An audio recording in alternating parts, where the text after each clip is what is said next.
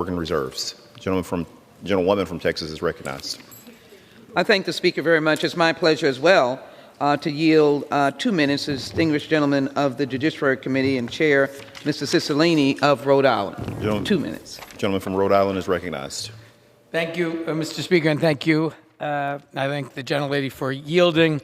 I rise today in strong support of the Homicide Victims Family Rights Act, legislation that will help tackle the backlog of cold cases and bring long overdue justice to more than 250,000 unresolved or unsolved murder cases.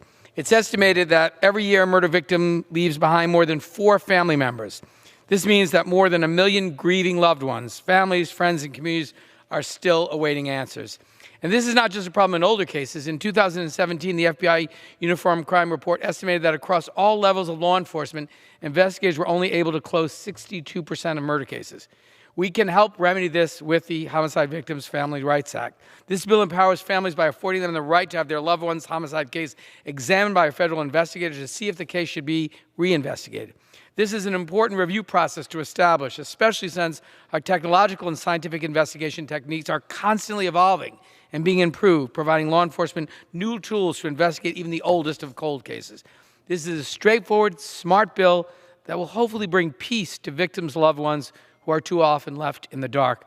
I want to thank my friend and colleague, Congressman Swallow, for his extraordinary leadership on this bipartisan bill and encourage all my colleagues to join me in voting yes. And I would ask unanimous consent to enter into the record a National Victims Organization Group Coalition letter of support, individual letters of support for the American Investigative Society of Cold Cases, Parents of Murdered Children, Inc., and Murder Accountability Project, and individual letters of support from the Association of Prosecuting Attorneys and the Federal Law Enforcement Officers Association. Without objection.